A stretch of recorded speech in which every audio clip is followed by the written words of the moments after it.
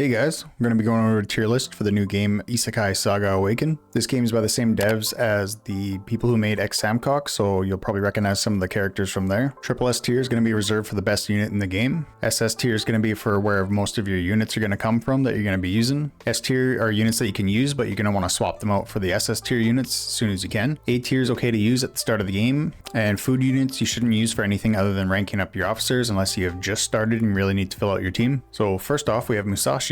She's going into SS tier. She has high single target damage with her skill and will follow up with a basic attack if the enemy is below 50% HP. She can also follow up with a basic attack when an ally attacks up to 5 times per turn. At Fame 3-star, she gets 30% lifesteal, and at Divine 1, her basic attacks get buffed after 10 uses and will cause 140% main target damage and 80% to the others in the same row. Really good damage dealer right here. Next we have Gilgamesh, and he's going into S tier. He can be fine to use at the start, but there are some better units that do the same thing that he does basically. He has a low damage AoE that can be buffed quite a bit, but is dependent on having more rage than the target. He restores 1 rage to all allies after casting a skill, and basic attacks have a 50% chance of stealing 1 rage from the enemy. He also restores 2 rage to himself and highest attack ally after a skill cast, and at Fame 3-star and at Divine 1-star, both shields and buffs attack for the lowest HP officer. Next we have Cyclops. He's also going into S tier. He attacks a column and gets 2 stacks of shield, which buff his defense and reduces damage taken. He loses a stack after every action though. When ranked up, he won't lose stacks from basic attacks, and he will damage the attacker based on his defense. He may seem good, but you don't really need tanks in this game, and dealing a bit of damage based on defense will never be as good as actually dealing good damage based on attack. Next we have King Arthur going into A tier. She has really low AoE damage and applies a random debuff to targets. She has a low chance to restore rage for herself and an ally every time she applies a debuff, but keep in mind that debuffs are random from a predetermined set, so you won't always get what you want.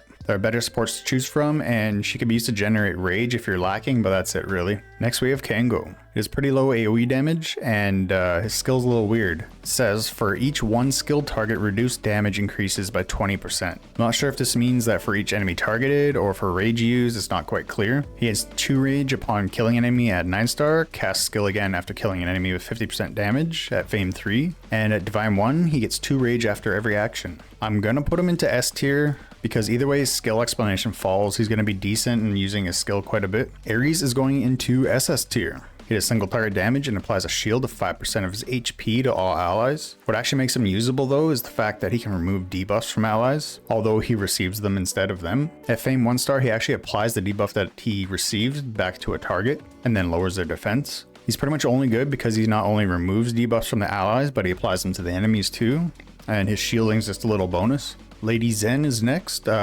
She's called Lady Zen in some parts and Bard in some other parts. Lady Zen is her name on the other game. She's going into S tier though. She heals front row allies with her skill, and then after ranking up, she also generates 1 rage when she heals. At Fame 3-star, her heal turns into an AoE, and again, like King Arthur, they're better support units, but Lady Zen's pretty decent if you need a healer. Now we have Panda going into food tier. Kongming is next, and he's going into SS tier. This is the support unit you're going to want for pretty much any team, and he'll be very useful for a long time. He heals all allies while also increasing their attack with his skill. Ranking him up gives him a chance to generate rage, and at Fame 1-star, he also buffs allies' crit rate by 20% with his skill. At Fame 3-star, he has a 50% chance to cast the skill twice, although the healing buffs will only apply at 50% effectiveness. At Divine 1, the rage generation is 100% and increased to 2 rage. Very good support unit to have right here. Moon is also SS tier.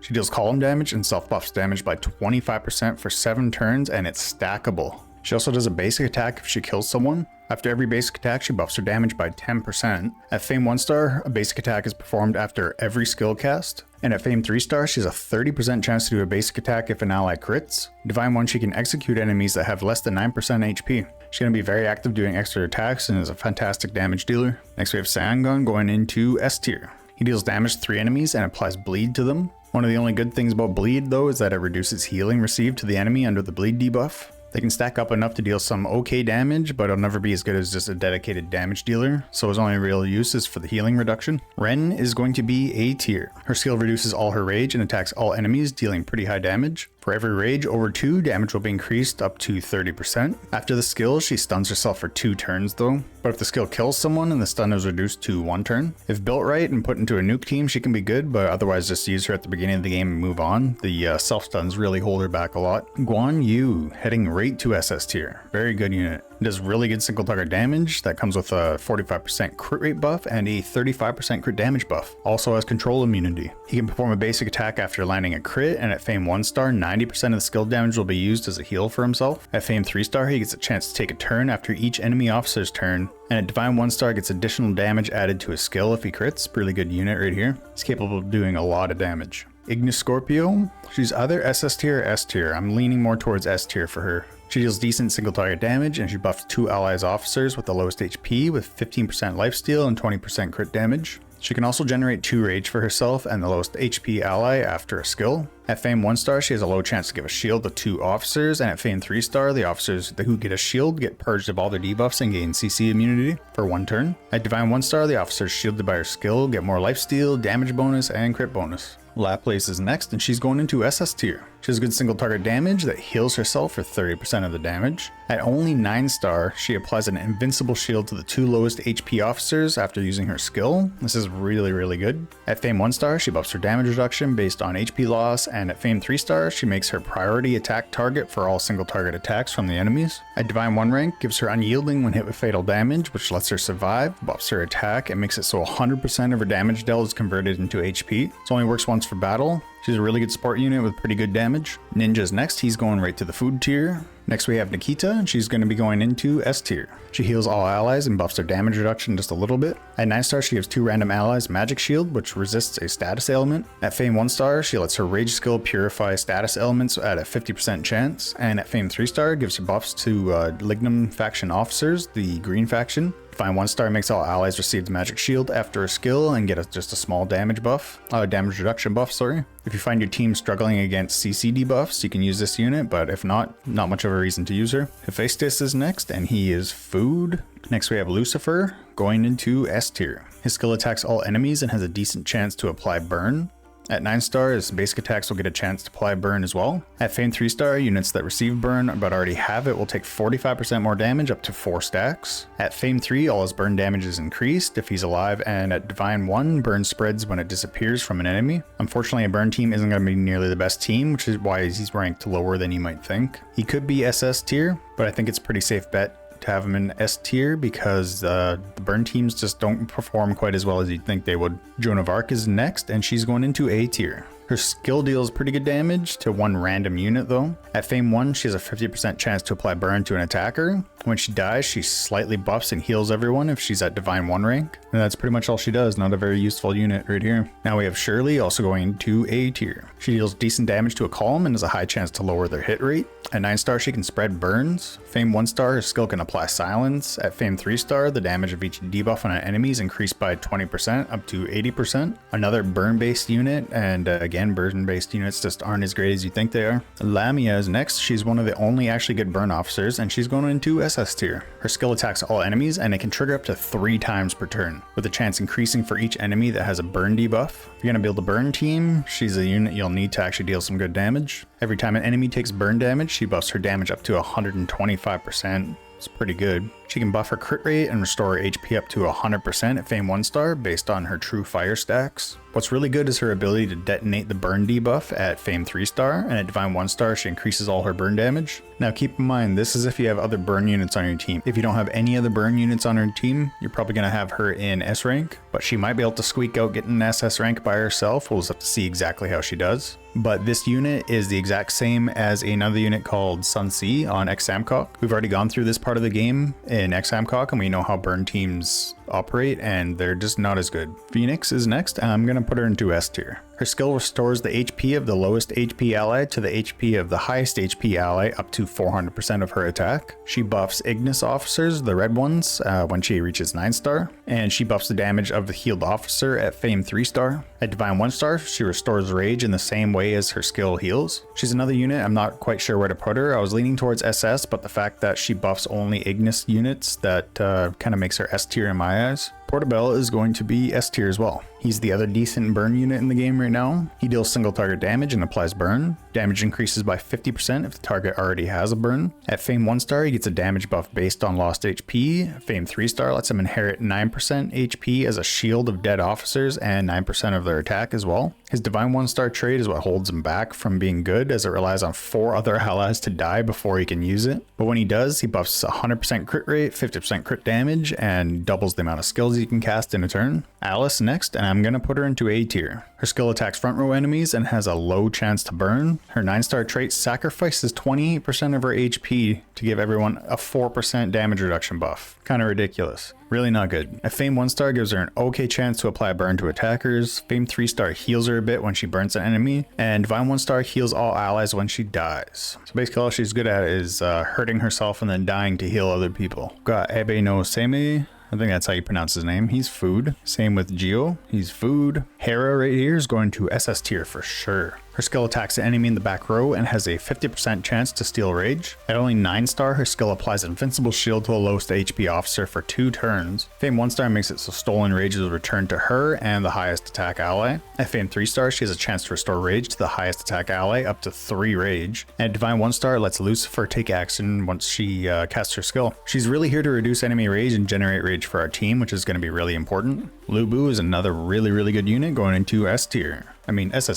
His skill is an AoE, which triggers his basic attack, which is also an AoE. After hit with a basic attack, he has a 50% chance to counterattack up to 3 damn times per turn. Keep in mind that's 3 AoEs extra. At Fame 1-star, his basic attacks get a damage buff and deals even more damage if the target's bewitched. At Fame 3-star, the counterattack can happen 5 times per turn, and Divine 1-star gives his basic attacks a 36% lifesteal, and every 5th attack deals 100% more damage. Really good unit, and he's going to carry your team pretty far. Aquarius is next, and she's going into S tier. She deals single target damage, which gives them a shield of 70% worth of her HP for 2 turns. She shares 50% of damage with teammates after casting a skill, and at Fame 1, she gets a 3.5% shield added every time she takes damage. At Fame 3, she has a chance to reduce enemy rage when attacked, and Divine 1, her 3.5% shield applies to all allies. She would be higher if her ally shield was better, but she's really only good at shielding herself. Taichi is next, and he's going into A tier. He attacks all enemies with a low damage and has a really low chance to poison them. When hit with a basic attack, he also has a low chance to poison the enemy. At Fame 1-star, his poison chance is tripled up to 30%, which makes it okay, I guess. Fame 3-star lets him transfer a debuff to a poisoned unit, and Divine 1, chance of being poisoned is raised. We don't want to chip away enemy health with poisons and burns. We want a big damage, so A tier suits him just fine. Laura, I'm going to put into S tier. Her skill attacks an enemy column and applies mark for 2 turns, which increases their damage taken by 5% per mark up to 3 stacks. At 9-star, the max stack is increased to 5, and her basic attack gets a chance to apply it. Fame 1-star gives her a 25% chance to counterattack, and at Fame 3-star increases her final damage reduction by 12%. Only reason she's in S tier not A is because her Divine 1 trait increases stacks to 8, which is a 40% damage increase taken to the enemies. It also makes it so every 1 mark generated increases the damage of casted defeat skills by 4% up to 32%. Not quite sure what that means. I'm going to assume this means her skill damage. She would be S or SS tier if she had a better way of applying mark, because you're really not going to be able to get 8 marks on every enemy unit. So that 40% potential damage increase they take is not really going to happen that often. Medusa is going into SS tier. Her skill attacks 2 enemies and has a 45% chance to bewitch them, which means they can't take action or generate rage, so it's basically a stun. At 9-star, if bewitch fails, the target also loses 1 rage. Fame 1-star boosts Terra Officer's attack and damage. Fame 3-star gives a 25% chance to bewitch a random enemy at the start of the battle. At Divine 1, whenever a Bewitched ends, it heals her and the lowest HP ally by 8%. Bewitched is really good at the start of the game because there's only a couple ways you can stun units at the beginning. Asclepios is next, and she's going into S tier. She heals all allies and gives a small heal over time to them. She gives a small crit rate and damage boost buff to healed units at Fame 1-star, and at Fame 3-star she has a high chance to apply a magic shield at 70%. Divine 1, she can revive the first defeated ally, but this can only happen once per battle. She might be SS tier just because of the revive, but we'll have to see how team comps play out a little bit more. I'm thinking S tier is a safe bet for her. She really only heals, and the revive only happens once. Frostedge is also going into the S tier. She attacks the enemy in the front row and restores 1 rage for herself. At 9-star, she has a small chance to reduce enemy's rage by 1 after a basic attack. At Fame 1-star, she has a really good chance to reduce enemy rage by 1, but this time after a skill cast. At Fame 3-star, if she reduces enemy's rage to 0, it will stun them. This is rarely going to happen though, especially after they release the beasts into the game. There's going to be a beast that generates rage for the enemy team, so at Divine 1, each rage reduction is increased to 2 rage, but still has a low chance of 15% for basic attacks and a good chance at 60% for skill casts. After those beasts come out that can reduce rage and generate rage, she's probably going to fall to A tier. Next we have Potamus, he's going into F tier, and Spartacus going into F tier, food tier I guess. Next up we got Great Adventurer, aka Budget Saitama. He's going to be our triple S tier unit. He really is that good, and he's who you should be trying to get. He's going to be a viable unit for a pretty long time, and he's equivalent to Zhang Lao and X Samcock, who I'm using even though my team's power is over 1 billion in that game. And they've also released a ton of more units that replaced everyone else, and I'm still using them. His skill's more of a passive because he actually can't cast a skill. When attacking, for every rage you have, final damage is increased by 40%, up to 400% in PvE. For every 4 attacks he deals, true damage of 32% of attack to all enemies. If I remember correctly, true damage ignores any defense or damage reduction, stuff like that. At Fame 1 star, he has an 11% chance to cast an extra attack. At Fame 3 star, he gains 1 rage after an ally uses a skill. What makes him triple S tier though is his Divine 1 trait. When rage exceeds 8, his attack deals an extra 100% damage to all adjacent enemies, and when it exceeds 14, it deals 100% extra damage to all enemies, turning his attack into an AoE. Factor in his massive damage increase from the extra rage, he's absolutely nuking entire teams. Meta at this stage in the game is probably going to be built around feeding this guy as much rage as you can, just like an X Samcock. When beasts come out, there's going to be a beast that increases your team's rage and another that reduces the enemy team's rage, so the whole beginning of the game really focuses around rage, and this unit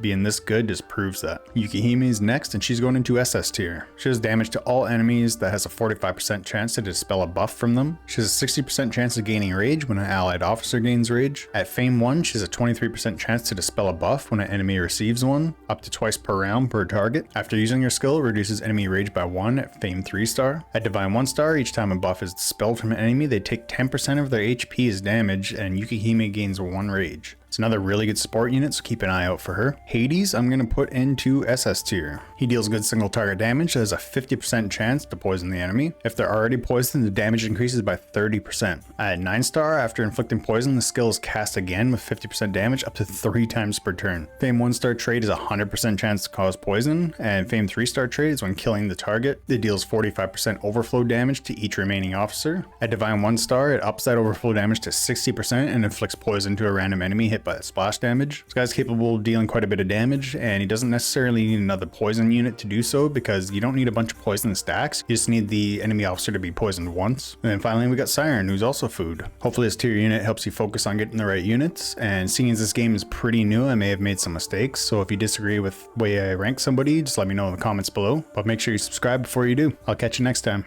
See ya.